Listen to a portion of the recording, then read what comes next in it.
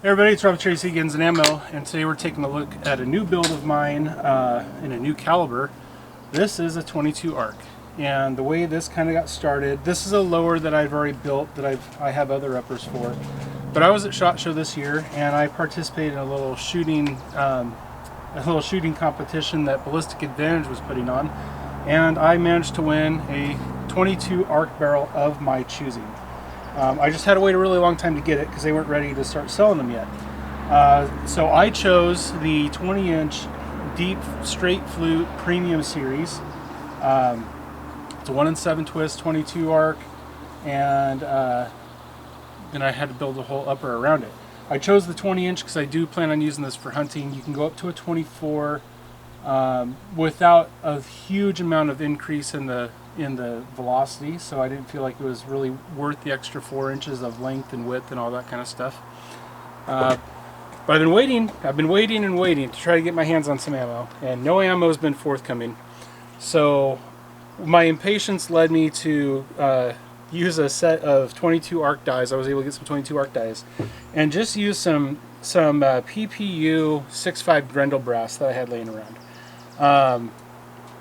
And I've just done some basic sighting and break-in with this barrel with this. And I'll tell you, typically you don't see the best accuracy when you're necking down brass until after you anneal it. This hasn't been annealed. My thought was neck it down, shoot it, anneal it, resize it, and then really start trying to work up a load. What I have loaded in these, I had some old 75 grain Hornady AMAXs laying around. So I loaded those up. Can't remember what I used for powder in these. I'd have to go back and look at my data. I believe it was Leverlution. I think I loaded these up with Hornady Leverlution powder. But considering that these are neck down brass that haven't been neck turned, they haven't been annealed or any of that kind of stuff, so far I'm pretty happy with the accuracy I've seen that I was getting during barrel break-in. So we're just going to shoot this thing, and there'll be probably several videos as I work up loads for this, but just to kind of get an initial accuracy impression out of this with just some converted lower quality brass, it should give me an idea of what it'll be like once I can get a hold of some either factory 22 ARC brass or some better quality 6.5 Grendel brass that I can then resize, anneal, go through everything with to get it to hopefully shoot its absolute best. But I'm going to get set up. We're going to do some shooting. Just so you guys are aware, I've used a BCA side charging upper. I'm a big fan of those. I used my AR-15 upper lap tool to true up this BCA upper. And yeah, we'll see what we can get out of this thing accuracy-wise. I do have an Silenceco ASR muzzle brake on the front of it that works with my hybrid 46M that I have up there in the short configuration with a 30 cal end cap on it. Since I plan on, if I'm going to hunt with this, do any predator hunt or anything like that, I plan on doing it suppressed. We want to shoot it suppressed and see how it turns out. Anyway, we're going to get set up and ready to go, and then we'll turn the camera back on, and we'll see what we can get out of this here 22 ARC. So we'll be right back. Alrighty, so we don't have a whole lot of loads to play with. We just have this one load that I set up as a barrel break-in and basic sight-in load. Like I said, it's a 75 grain AMAX with Hornady Leverlution powder, and got my phone scope going here so we can see what's happening downrange. Let's go ahead and shoot this thing. Now, when I did do basic barrel break-in with this, it was not with a suppressor on it. So this, we'll see how this may or may not change things. Might have to adjust my zero, we'll see. But we're just going to go for that center bullseye, and we're going to do just a series of like 5-shot groups. See what we can get out of this with this converted brass.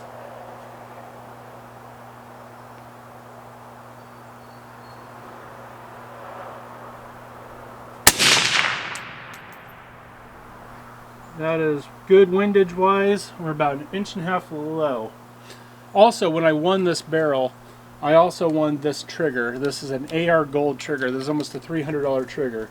So between the barrel and the trigger, I won about $600 worth of stuff. Actually over, because it's almost a $300 trigger and it's over a $300 barrel. So So I felt pretty good about that. Came in second place. First place got a full custom AR, but I'll take second. All right, let's see where this next shot goes.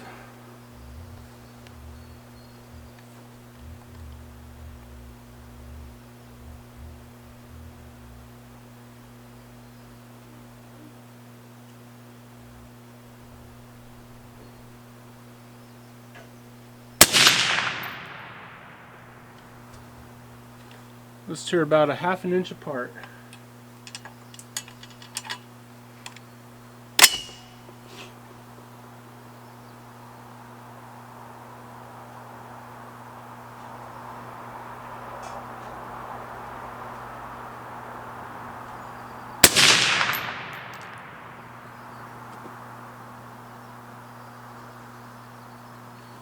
That one's just slightly lower than the first one.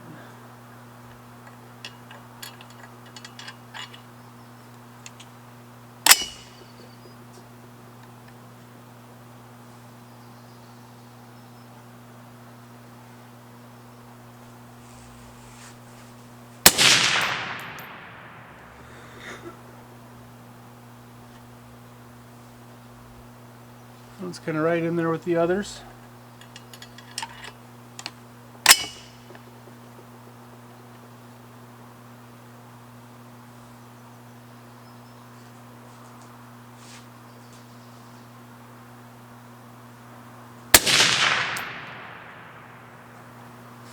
So that looks to be about a 1 inch or so group. So to go into the 22 arc, it's kind of interesting that they chose the name arc and not 22 Grendel. People have been making a Wildcat 22 Grendel for quite a while now by just necking down a 6.5 Grendel to a 22 caliber bullet. And everybody thinks that the 6mm arc is a 6.5 Grendel necked down to a 6mm bullet. It's not quite. The 6mm arc is actually a little bit shorter as well. They shortened the casing a little bit.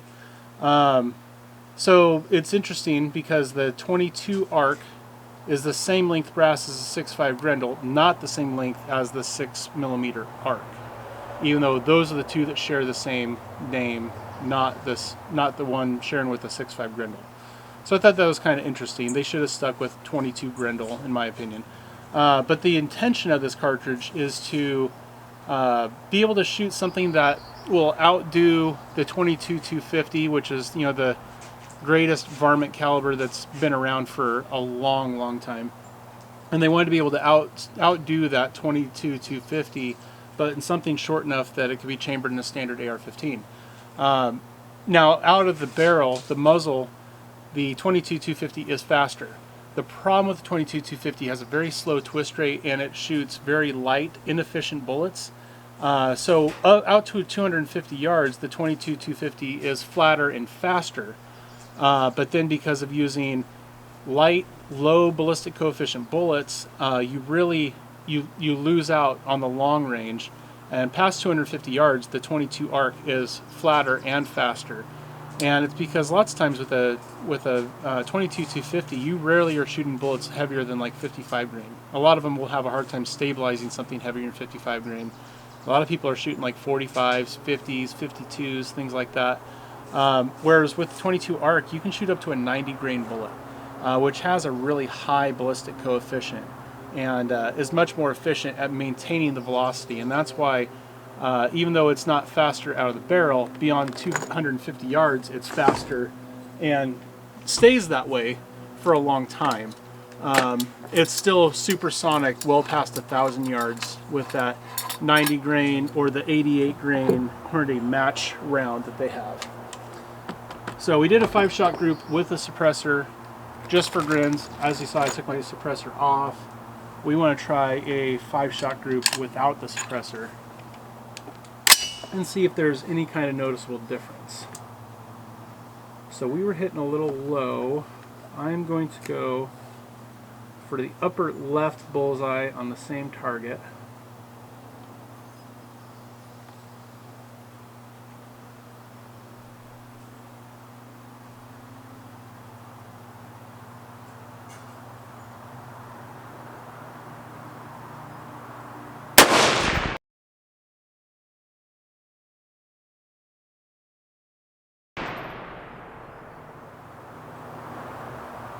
So that hole is about a 1/2 inch high and about 2 inches to the right.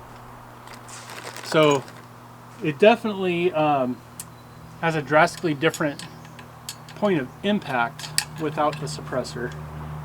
It also has a drastic difference in muzzle blast. I mean, I could really feel that muzzle blast come back on that round.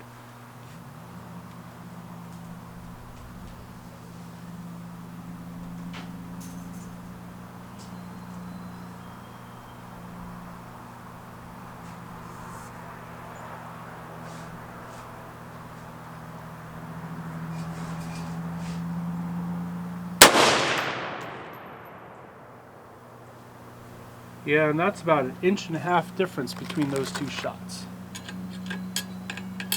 The muzzle blast from this muzzle brake with this round is significant.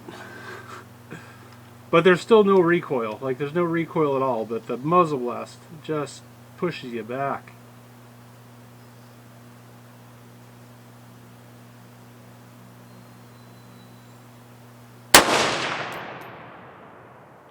That first shot may have been a flyer on my part, because these last two shots are both in the bullseye about a 1/2 inch apart. And I'm not going to say I'm not capable of throwing a flyer here and there.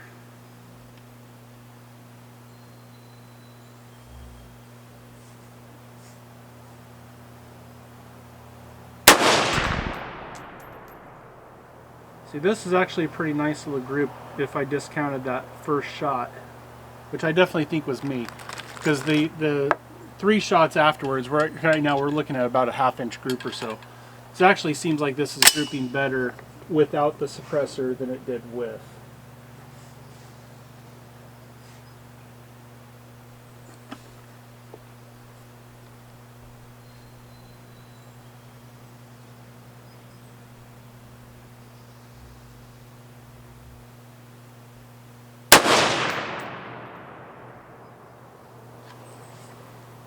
So that opened that up to about a 1 inch 4-shot group, which is still pretty darn good. Again, you have to discard that flyer, and I think that was probably me. But again, I haven't put a lot of rounds through this barrel, so we're still very early in the breaking process. And this barrel is barely even warm. I'm going to throw the suppressor back on, just for the heck of it, just going back and forth. See if I can get another group out of it. That maybe is better than the original one that I just shot a little bit ago. It definitely will be more pleasant to shoot, because this really does have a lot of muzzle blast. Let's go to the upper right hand bullseye on that same target.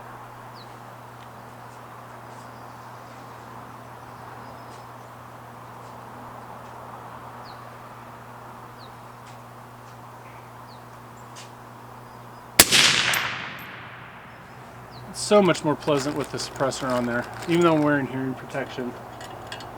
So much more pleasant.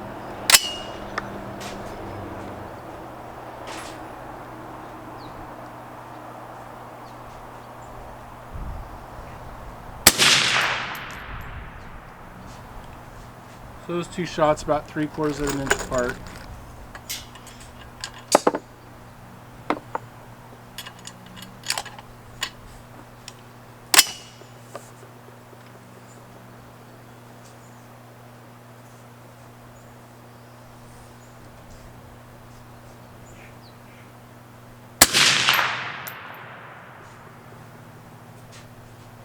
Boy, that one really moved. This gun actually seems to shoot way better unsuppressed, which I find very interesting.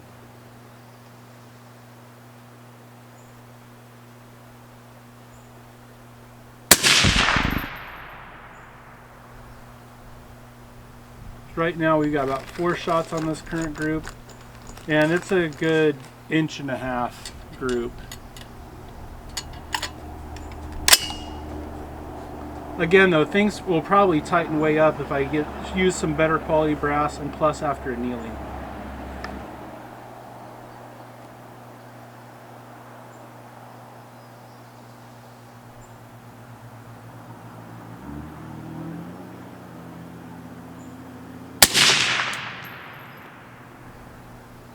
Yeah, it's about an 1.5-inch group.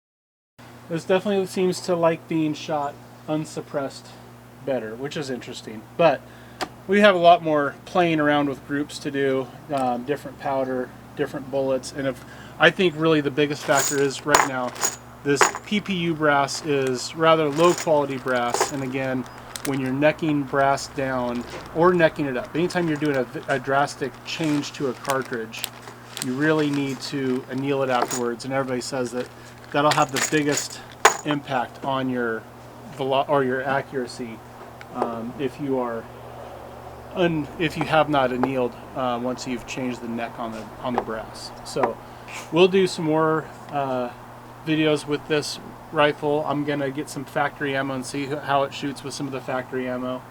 We're gonna work up some really good loads with some better brass, and I think we're gonna see some cool stuff out of it. Anyway, I hope you guys enjoyed the video. I hope you guys enjoyed seeing kind of a first glimpse of the 22 ARC, and I think it shows some real good potential for being a great cartridge.